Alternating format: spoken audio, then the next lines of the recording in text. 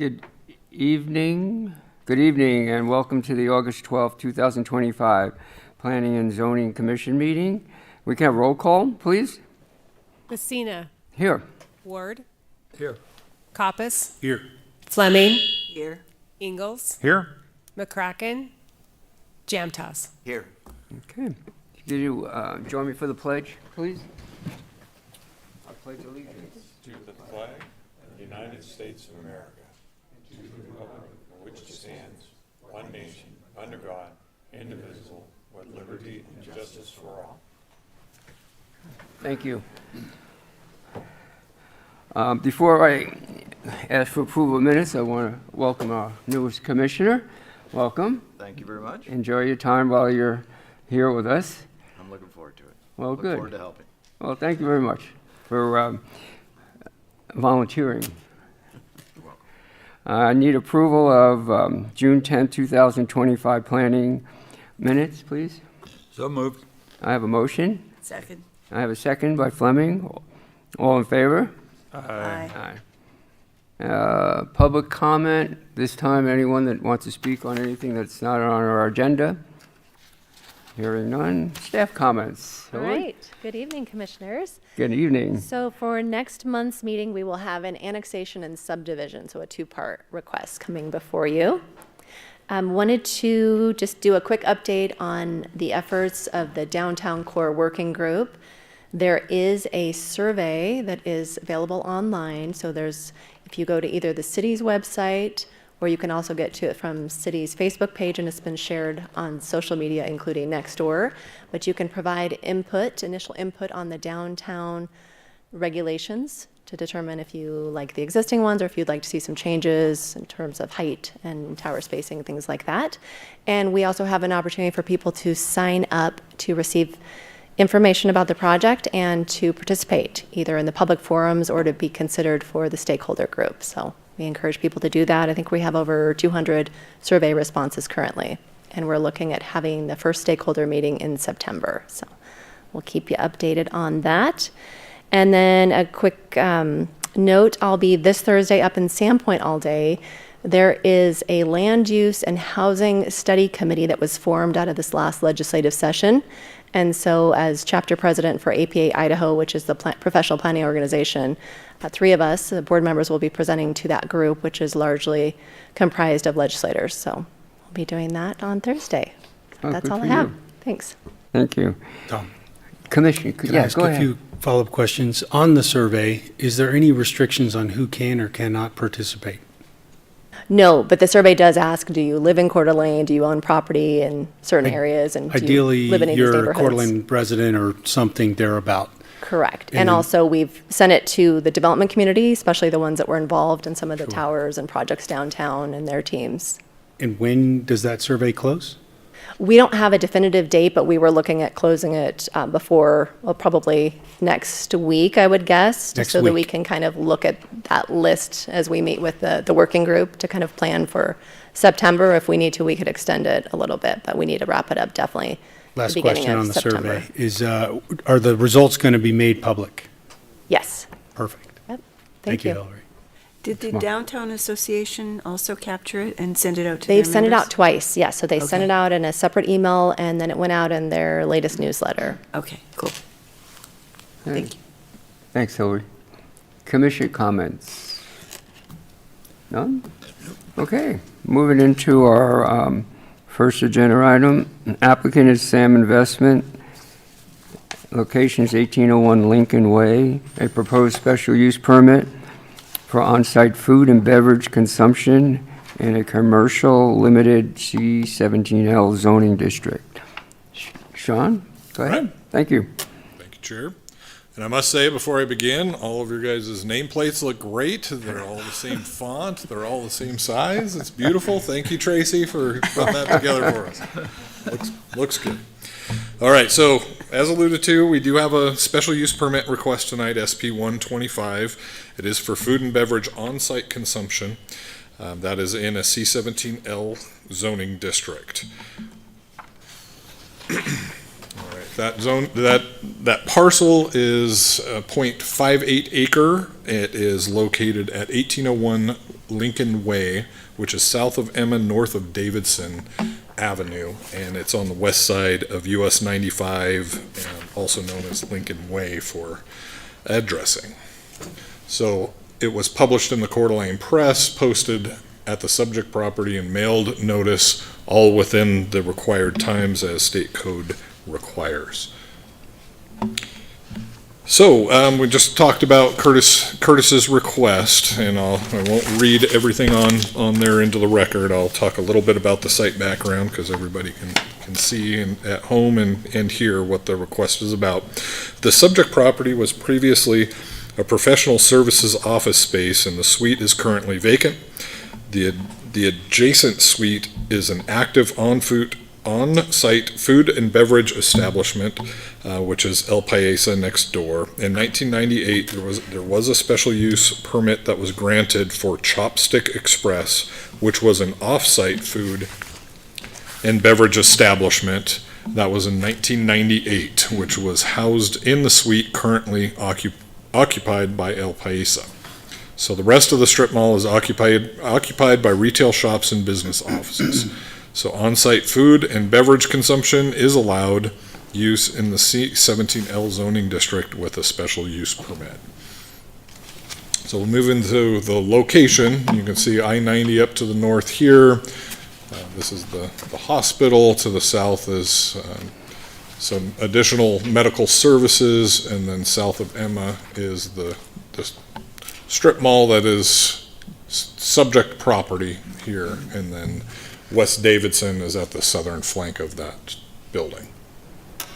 Zooming in a bit so you can see exactly where this request is. So the subject property or the subject suite is identified here in red. And I also want to be clear that if the special use permit is approved tonight, that it would apply to the parcel, with the limiting factor being that the parking is the limiting factor. And so back when Chopsticks was originally approved in 1998, our parking standards were quite different. So that back then was one stall per 100 square feet for an on-site consumption. Chopsticks was approved not as on-site consumption, which is a little bit of a different standard, but today's standard is 1 per 200. So it's half the amount of parking that was required back then for an on-site consumption. So suffice it to say, I'll answer the question before I get it, but El Paisa and what happened there. So they had moved in, I think through some mission creep throughout the years. They had added some additional seats, and they are considered to be an on-site consumption. So through the request tonight, if approved, it would also apply to El Paisa, which we did not know until this application that they were out of compliance. But looking back through the special use permit and some things of that nature, we figured out what happened through the history. Sean, can I ask a quick question? Sure. Would the current parking requirements then be applied to this request and the whole parcel, or Would what? the current parking? Oh, the amount? Yeah. Just, and I can talk about All right, if you're it getting right that- now, that- but I'll get to the parking okay, a little great. bit more. All right, so this is an elevation view of the requested site and the suite. It is on the end. It is currently vacant, as I stated. And there are 3 findings that must be made for a special use permit. So the first is that this proposal is or is not in conformance with the comprehensive plan. This is the future land use map. It's in the retail center corridor as a place type. This is a city context map, and it's located here. And then zooming in, you can see where this corridor is. It's the purple, and then this. It's surrounded by some multifamily type uses, and as well as a lot of civic use as well. So retail center and corridor places are primarily car-oriented. They're destinations for retail services, hotels, motels, that sort of thing, restaurants and other major streets. They're often developed in large format, retail uses with some infill commercial development, which is this request tonight. Typically 1 to 3 stories, and they're typically not very walkable and generally have limited civic or other public uses, but because they are often located along major arterials, they may be served by transit, and we'll get into that in just a second, right here. So there's 3 transportation maps. One is the planned bicycle network, as well as the walking network and the transit network. And so first, you can see the bicycle network. It's right there in the purple, so there's a bicycle lane. The walking network, this one is a little bit choppy. If you remember the request for the zone change, kind of kitty corner for the children's daycare center. You know, there's some around there. For the most part along 95, it's there, but when you get off to the sides, it's hit and miss. And so then the existing transit network is the city link is Route A and Route C are very close by. It is on Route A, and Route C is just to the north, a block or 2. Also within this, I jumped ahead. We'll talk about policy framework first. So community and identity, I always like to point out that citizens are well informed, responsive, and involved in community discussions. I'd like to say thank you for the people that did show up tonight. It's a hot day outside. It's a beautiful day, so we don't have a lot of attendance, but that probably speaks more to the request and it not being very controversial. So goal 2 is maintain a high quality of life for residents and businesses that make Coeur d'Alene a great place to live and visit. Growth and development, and develop a mix of land uses throughout the city that create a balance of housing and employment while preserving the qualities that make Coeur d'Alene a great place to live. Under jobs and economy, retain, grow, and attract businesses. So these are the curated ones from staff. Inside of your packet is the full laundry list of all of those, that policy framework, goals, and objectives. So finding B2 is the design and planning of the site is or is not compatible with the location, setting, and existing uses on adjacent properties. And before I start this one, I wanted to point out it's also in a special area. It's inside the Health Corridor Master Plan area.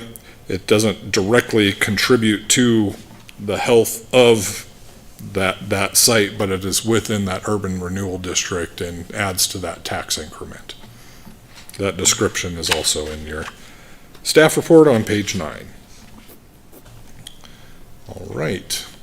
So, being along US 95, there's a number of services that are available, retail sites, there are places to eat, kitty corner, our Thai house is up here, Hoo Hot, there's a number of places that you can eat. You can actually, in small quantity at the Kootenai Clinic family area, there's a place to grab a sandwich and a drink, and so a lot of foot traffic, although not much ends up going across 95, but I know El Paisa has a great following from the people that work in the area, and we imagine that the bakery would as well.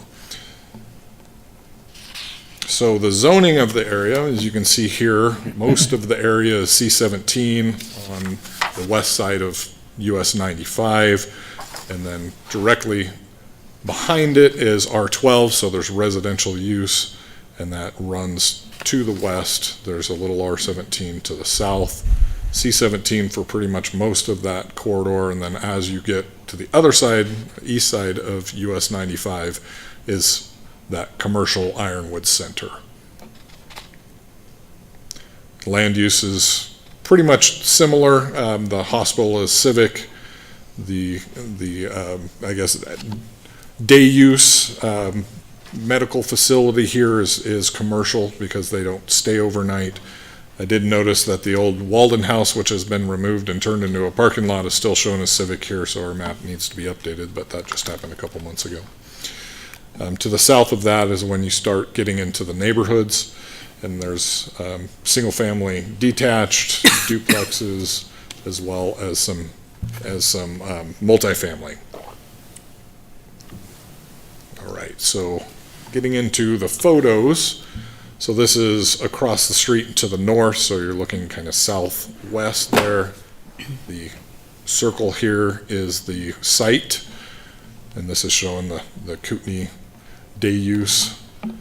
And then this is the site, the north end of the parking lot, and looking toward Kootenai Clinic. And then looking south along US 95 from Emma Street, showing that pedestrian way, sidewalks as well, controlled intersection.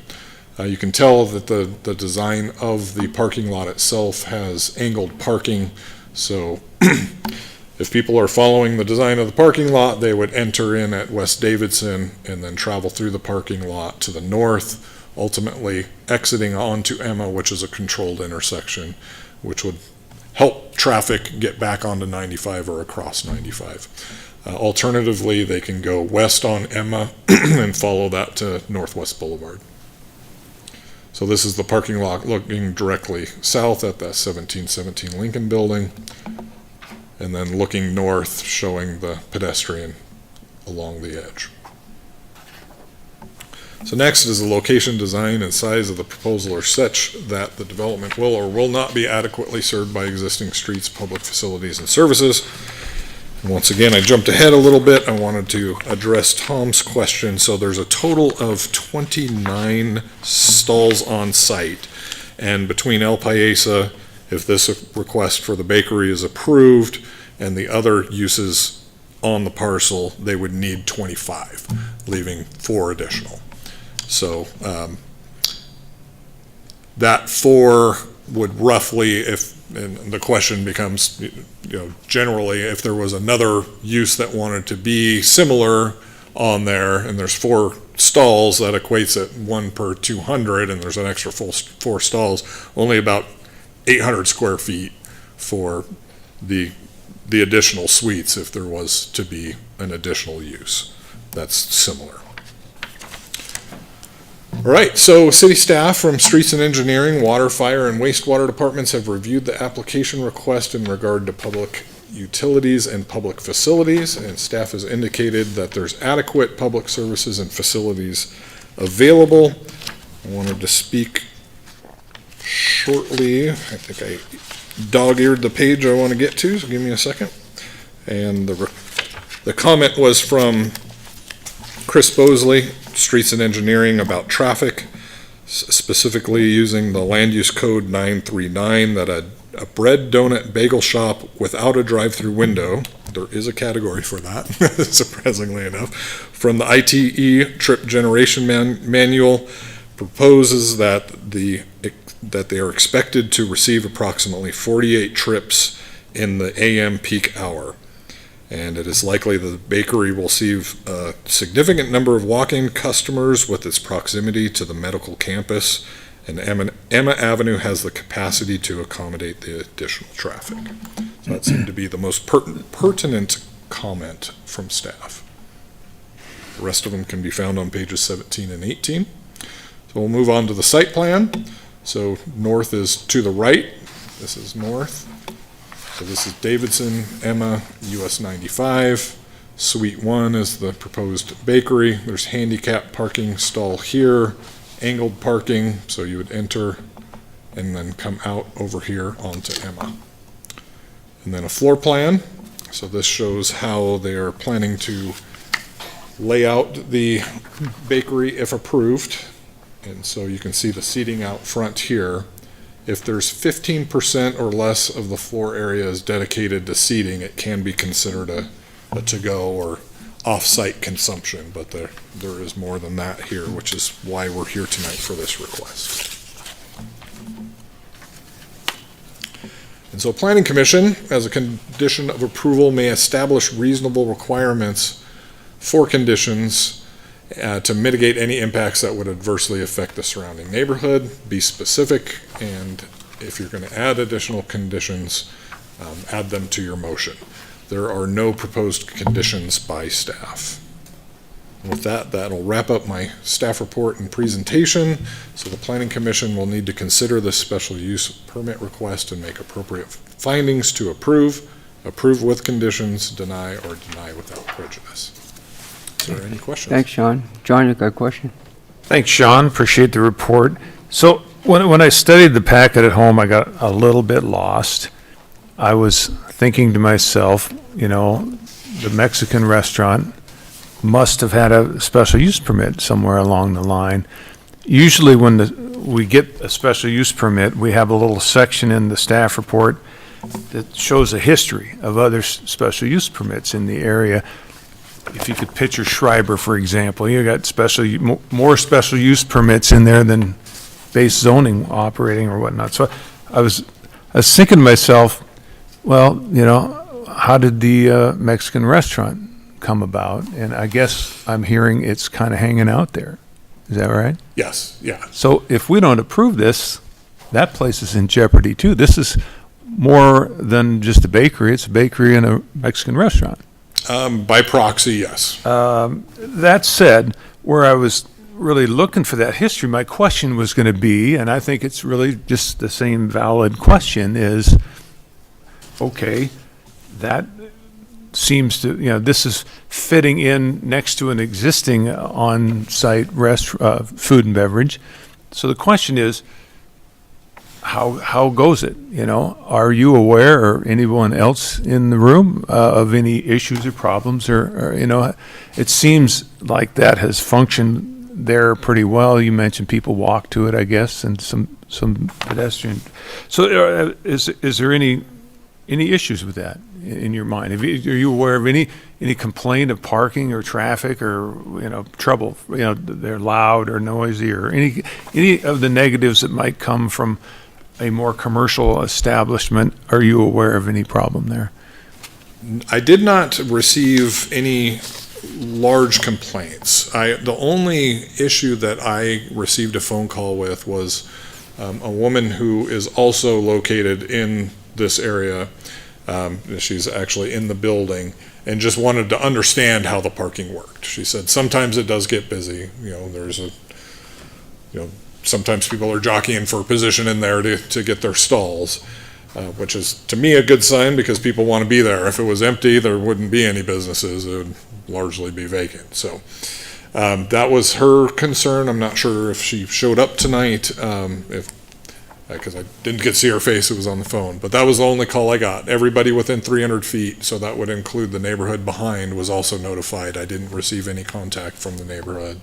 So I'd say no, there's not any large complaint. Thank you. And last, I guess I just take it a step further. And since this is a special use permit and not a zone change, the function gets locked in tonight, correct? I mean, so they get the special use permit for a bakery, and, bakeries are pretty ho-hum, and they can't just decide the next day, we're going to turn it into a late night crazy bar or whatever, make a lot of noise or something like that. I mean, it's going to be a bakery, right? That is, it would be open to food and beverage as a use, not just to a bakery. That is who is making the request tonight. Gotcha. But the use itself would be approved, which is Right. one of a laundry list. I know you can remember some other times that I've put up tiny little font, you can barely read it, of all the uses that are allowed in C-17. Well, C-17L is a much reduced list, but you can pick and choose from C-17 for a special use permit. So it does tie it just to that specific use. Thank you. Right, and this is tied into the whole site, not just these two units, correct? Correct. It would So be if someone for the does want to parcel. come into one of the other existing occupied spaces and want to turn it into another restaurant or something, I guess they would have to meet with if there's not enough parking, because you say right now the parking is what they need, given that this is a donut shop on-site type of business. So we need not additional parking, but the parking that's there is going to have to serve that whole center at some point in time. Correct. So each specific use will have a number of stalls associated with that use. Right. Now, the city doesn't go in there and say, well, this spot is for you Right. and this spot is for you. It's first come, first serve, just Yeah. like it is on on-street parking. Right. If the owner decides to do that, the owner can do that. Right. But that wouldn't be up to the city. Okay, all right. Go, I'm sorry. Yes. No, You weren't on this side of the table. a couple of clarifications if I could. Kind of an aside. You have that over there now, is that a defensive mechanism for something we don't know about, having a little wall over there instead of out here in the front? So it's to keep the tomatoes at bay, you know. I thought that might be the case. Now, I read this and I was kind of confused. I think something John had mentioned too. If this is approved tonight, any of those spaces is allowed to have a special use for on-site consumption, is that correct? Even those that are not used today? As long as they're able to meet the parking requirement. Okay, that's There's next 4 thing. additional stalls, so at the time, if somebody wanted to do that, they would approach the city and we would make that call based on the floor area. So Sean, to zero in on that, I think I heard you say there's 800 square feet of additional space that would add up to those 4 additional parking spaces out of those 4 suites? Yeah, so each suite there, so we're speaking kind of 2 different parking codes when it was Okay. approved to when it is today. And so I want to make sure you're clear on that. So the suites that are there now and the stalls that are there now apply, the math that we applied to it is 1 per 330. Sure. And so there's a number of stalls that are already associated with each one of those suites. So there's an additional 4 that are above and beyond the requirement, which would be 800 square feet. So- But that suite would already have a couple stalls associated with it. Right. So to Commissioner Ward's point, there's really, out of those additional 4 remaining suites, one which belongs to a lady who called you, if someone else wants to become a food and beverage facility, it's a race for that last suite of 4 to become that last one. Is that correct? Potentially, yes. Okay. Thank you. Yeah, okay. A couple of things. This space is about 1,100 square feet, Correct. and therefore it's one space for every 330 square feet, Well, it's 1 per 200 for food and beverage. It's 1 even per though it's 330 for 1,100 square retail. feet. Okay. One other thing in the report, I think you mentioned, Chris Bosley said they would anticipate a lot of pedestrian traffic. Can you, is that, and I didn't see that in the report. What is that based on? I mean, is it Hospital. what La Paiza has a history of, or? It's on page 18. Under traffic.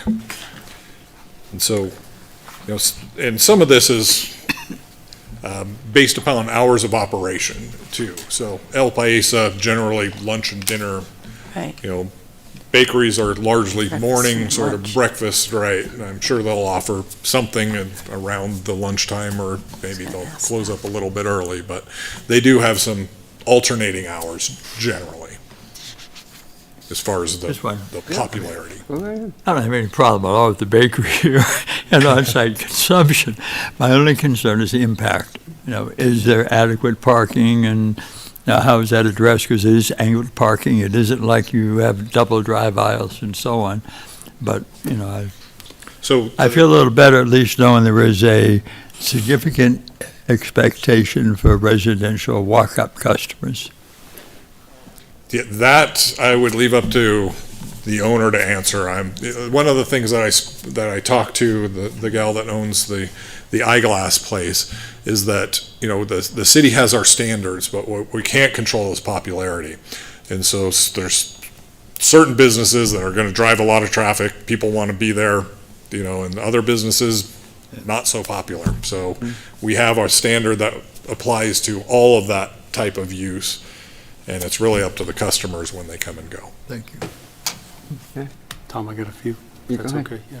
So you'd mentioned, Chris, talked about a red bagel as a basis with a drive-through as part of that traffic flow. Is that the basis understanding for what he's expecting the impact on traffic to be for this new? Yes, it's the ITE trip manual, so that categorizes all these different types of use, and it says you can expect this number of trips per Thank day, you. AM or PM. This is currently commercial community zoned, CC, It's C17L. C17L right now. limited It's just asking for a special use into food and beverage. Correct. So that's one specific use that's in C17 that C17L can ask for. Okay. I think that's my only really last question. Thank you. All right, you're welcome. Thanks, Mark. Okay. All right, thanks, Sean. Appreciate, go ahead. I'm just curious if, in fact, the prime time does attract 48 new customers into that parking lot, and that time corresponds with a busy time at lunch for El Pareza. Isn't that a concern that, at least for those hours of overlap, there could be a parking issue that only now happens every now and then when El Pareza is busy? And how does that get mitigated? That's a lot of extra traffic. Right. And so that mitigation process is not necessarily up to the city. What we look at is, this is the number of trips that it's expected to generate, in this case in the AM, because it's a donut, bagel, bread category for Right. the IT trip manual. So we're expecting those in the AM. Like I said, El Paisa is generally lunch, dinner, so we wouldn't expect those to cross, but traffic happens. Like I said, we can't control who goes where when, and so if they throw a special El Paisa has Right. dollar tacos that day, there's going to be a lot of people there. So it is what it is.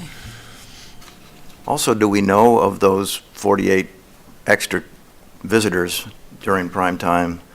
How many of those are just coming in to take out food out of the bakery, and how many are actually going to stay at the bakery? I'm assuming that majority of that is coming in, getting some donuts and bread or something and leaving, so not such pressure on parking, but I don't know. It certainly could be. I mean, people may travel there by foot and, grab a bagel to bring back Right. for lunch, or they may grab something, a breakfast, something or other, and a coffee and head back to work, and there wouldn't be any car because they would be on foot. So it's tough to say. Thank you. That's the only concern I see with this Tom, I special think I permit. Yeah, go ahead. Go. So when I look at this application for existing city zoning, it looks like they've marked the C17L. This picture you have of the blue and purple buildings within the city, I think it's on page 7 of the staff report. I don't know what it is on your slide. Trying to figure out what the blue and purple mean. I didn't see a legend on there. It's from the comprehensive plan, so the retail center corridor, Sean? Yeah, Oh, okay. That was the Yeah, one, I that's the way the comp plan was put together. So rather than have two separate maps, we did the same thing with like the single family versus the multifamily kind of categories, where you have two colors on one map. Right. And so the purple is the retail center corridor. The other is I think it is, general industrial. Because it has Schreiber Way Okay. up there, which was envisioned to be that. Yep, that's what I was kind of curious about, is just the office space and its role in, if it's a blue thing or a purple thing, but I think you answered what purple means and blue means on here, so thank you. All right, sure. Any additional questions? Thanks, Sean. Appreciate it. All right, we'll have the applicant come up. Sure. Is there any specific slide you would like me to? Okay. Curtis, I just need your name, city you live in, and I'll swear you in. Sure. Curtis Thornton. I live in Post Falls, Idaho. Okay. Do you solemnly swear and affirm that testimony you're about to give is the whole truth, nothing but the truth, so help you God? Yes. Go right ahead. All right. My name is Curtis Thornton. I'm the owner of MDI. It's a local contracting company here in North Idaho. I'm here representing the owner, and she regretfully couldn't make it today. One of her biggest clients is the Hayden Lake Country Club, and they've got 200 breakfast parfaits they're making for tomorrow morning. So she called me and said I cannot be there. Basically, I just want to go over what I have found at this building and just the ownership in general. What you have here is a business called The Flower Shop, and she is absolutely maxed at her current facility. She is literally busting at the seams. She's trying to find places to put more things. When we found this building, this office being vacant about 4 months ago, it kind of fit perfectly into what she envisioned as mostly just a bakery and then obviously a storefront to take out. Majority of her work is done before 2 p.m. And then everything that happens in the evening would just be her and a couple employees prepping for the next day. A lot of their goods actually leave the bakery and go to different coffee shops and whatever across town. So obviously we don't know how the popularity might actually impact the parking, but from talking to her and seeing what she's got going on right now, a lot of the business that happens in her bakery actually leaves the bakery first thing in the morning, like pre-6 o'clock in the morning. So as far as that goes, she's a great lady. Her and her husband, both Emily and Jody, are Coeur d'Alene natives, Coeur d'Alene High School grads, and really are connected in a huge part to everything in Coeur d'Alene. They service a ton of local businesses. Some of her bigger accounts are the Hayden Lake Country Club. She's really involved with the farmers markets up in Hayden, and also a lot of coffee shops here in Coeur d'Alene actually use her goods. So with that, you guys, I think it would be a perfect scenario. We spent quite a few hours down there laying out floor plans on the what if we get this all passed. And a lot of folks from the medical community from the building just north on 95 have come down and visited us, and a lot of them do walk down there, and they said, hey, we would love the fact to have a bakery here. I really got a lot of positive impact from everybody that was down there, and like I said, we spent multiple hours down there measuring, taping, making sure everything was going to fit inside the building. So with that, I ask you to approve of this. I got a question for you. Go ahead. Did you say most of the business is over at 2 p.m.? Is that? Go ahead. Most of their inbound business is done by 2. They're busy prepping from about 2 o'clock on to get the next day's bakery goods out. Okay, but So- it's still open. Do you know Shop the hours. hours? Yeah, that's Is what I it- was- She has not actually given me set No shop hours yet. Okay, So she has mentioned to me, we've had multiple conversations about the morning rush. She expects to be busy from 6 a.m. pre-work hours to noon or 1. And she really expected everything to kind of fall off after that. okay. Well, I hope she's busy all the time. That's what we hope. But you're telling us she's a production, producer of products to go out as a distribution, Correct. prep, Correct, yeah. So assemble, her kitchen in that distribute. Yeah, her And kitchen in then that location will leave. Front of the house is for walk-ins or drive-in Correct. clientele that are either more leaning toward the hospital choices. We don't have a lot of bakeries down south of 90. No, I mean, don't. I know we have a few up north, but you have to really travel to them. So that, it's an advantage. Certainly the hospital people love their bread goods. Will they be trying to do a sandwich kind of business too, or is it really just the bagels and donuts and? Her specialty was going towards just bakery goods, bagels, Okay. donuts, different kinds of custom pastries. Yeah, because you've got Caruso's, you've got those other Yeah, they're right places that next do door. exactly that kind of thing, so. And so the hours did concern me, because you're also in a residential area, and, you know, there will be overflow. If there's overflow parking, they're gonna end up on those residential streets, and that's something that is a reality. But otherwise, you know, it's a good goal. It's nice to have another bakery in town, so. Thank you. Okay. I'm good. Oh, that's it. Appreciate it. Thank you. There's no one else signed up. Ma'am, do you want to speak on this? Right? Okay. Okay, good. Thank you for showing up, being part of our audience tonight. Okay, with that, I'm going to close our public comment and bring it to the commission for further discussion and a motion.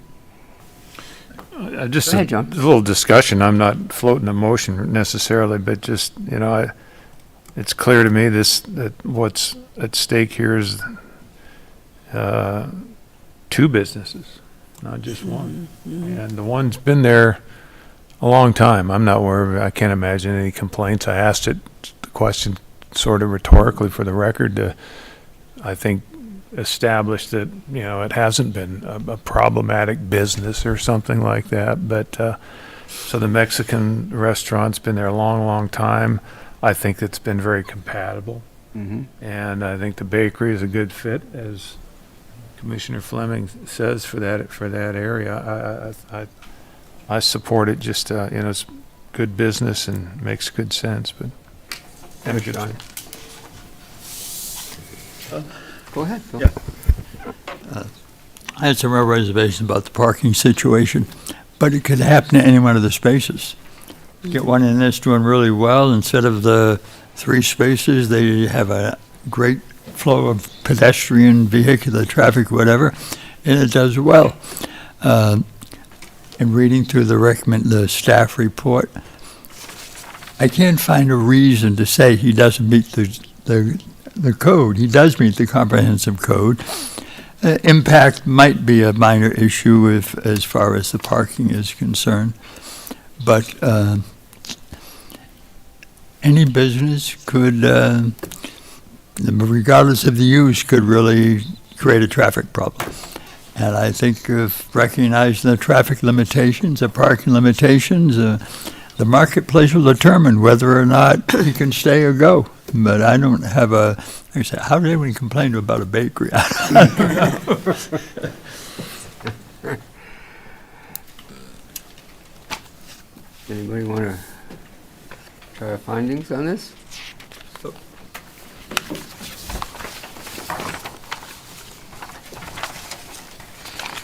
I'll do it. Thank you. I have cold, so bear with me. I'm not spreading germs. It's the end of it, but anyway. I know. This matter came before the Planning and Zoning Commissioner on August 12th, 2025, to consider SP-1-25, request for approval of a special use permit for food and beverage on-site consumption in the C-17L zoning district. The applicant is Curtis Thornton. The owner is Sam Investments LLC. The location is 1801 Lincoln Way, south of West Emma Avenue and north of West Davidson Avenue. Findings of fact: the Planning and Zoning Commission finds that the following facts, A1 through A9, have been established on a more probable than not basis, as shown on the record before it and on testimony presented at the public hearing. A1, that we have met the postings, the publications, the notification to neighbors and local entities throughout the district. Public testimony was received at our public hearing of August 12th, and the subject property is occupied with frontages located on the west side of US 95 Lincoln Way, south of West Emma Avenue, and north of West Davidson Avenue. The subject site is on 0.58 acres. The property is surrounded by residential, commercial, and civic uses, and the subject site is currently zoned commercial limited at 17 units per acre. A5, the applicant is proposing a food and beverage on-site consumption use bakery, and I'm going to put in the little addendum that is also a distribution center. I don't think that's problematic, but it's reality. They are producing for outside sources. So I think that should be recognized on this, that sort of takes a little bit of weight off the use of the restaurant space. That they're not only just producing for immediate consumption, they're sending it out into our local areas. A6, the comprehensive plan future use land use map designation is retail center, corridor place type. The comprehensive plan states that compatible zoning for the retail center corridor place type includes C17 and C17L. That A7, the comp plan includes transportation maps showing existing and planned bicycle networks. This is not a bicycle-friendly street, gotta tell you. Existing and planned walking networks, existing transit networks. The subject property is in an area with existing sidewalks and is close to CityLink transit routes A and C. A8, the staff report includes applicable comp plan goals and objectives. The Commission will determine what the more applicable goals and objectives to support this decision. I would note that goal C11, Coeur d'Alene citizens are well-informed, responsive, and involved in community discussions. This has been posted, and we didn't see much opposition, so I think everyone was fine with it. Goal C-2, maintain a high quality of life for residents and businesses. That adding another bakery and fresh, healthy goods is never a bad thing. Growth and development, goal GD-1, develop a mix of land uses throughout the city that balance housing and employment. And this is walkable, so we will see hospital users and people going in and out, dropping in and utilizing this business. We're also promoting mixed-use development and small-scale commercial uses. And then G1.6, revitalize existing And this was a vacant business, so we appreciate that it is now going to be used in an already built and existing structure. Thank you. Goal JE1, the objective is to actively engage the community partners in economic development efforts and foster a pro-business culture, and this does just that. A9, city departments have indicated no issues at all with this site or the use thereof. Chris Bosley from our transportation department states that he envisions 48 trips in morning peak times. In conclusion, based on the foregoing findings of fact, the Planning and Zoning Commission makes the following conclusions of law. B1, the proposal is in conformance with the comprehensive plan. B2, the design and planning of the site is compatible with location, setting, and existing uses on adjacent properties. And B3, the location, design, and size of the proposal are such that the development will adequately be served by existing streets, public facilities, and services. In conclusion, the Planning and Zoning Commission, pursuant to the foregoing findings of fact and conclusion of law, have determined that the proposed special use permit request for the food and beverage on-site consumption in the C17L zoning district does comply with the required evaluation criteria, and the special use permit request should be approved as is. No proposed conditions. Thank you, Commissioner Fleming. I have a first by Commissioner Fleming, Second. second by Commissioner Ingalls. Any further discussion? Any opposed? Roll call, please. Messina, Yes. Coppice, Yes. Fleming, Yes. Ward, Yes. Jamtas, Yes. Ingalls. Yes. Okay. Motion is approved. Congratulations. Best of luck. I have a motion to adjourn. If no more discussion. Go I ahead. do have just a question, based on El País, no one knowing that it was in this facility and should have been C17L. Is there some kind of review process, Sean, that prevents this or lends pause to screen and make sure there's not more El Países out there in the same condition? That's a tough nut to crack, and the reason why is we don't have a lot of business license requirements for the city unless you're dealing with very specific points of contact, such as massage, taxi, if dealing with small children, that sort of thing. So largely we're complaint-based. And as John said earlier, is there any complaints? Well, we didn't receive any complaints, and it was a Chopsticks before. Right. We don't know what the gap was between Chopsticks and El Paisa, if that special use permit expired between that time. But it seems that they just took over the space because it was set up for a restaurant anyway. They just didn't realize the limitation on floor area for seating. Does that help? So if something's out of compliance in restaurant terms, so to speak, we find out through complaints, or it's just not working out well for traffic flow? Yeah, I really can't speak to the traffic flow. That's a Chris comment. And, he'd be happy to answer that for you, but I'm not that expert. If I may too, so when someone applies for a building permit or a tenant improvement change, that's also when we see that there's a change of use, and then that would require review, and we would say, oh, you need a special use permit. So that's more typical, but there might be some other non-compliant ones out there. I think in this case, the kitchen existed, and so they moved in. Sure, Thank no you. problem. Okay, motion to adjourn. Motion to adjourn. Second, we are adjourned. Thank you. Thank you. That was an easy one. Good job. Good job. Wait, you missed Coeur.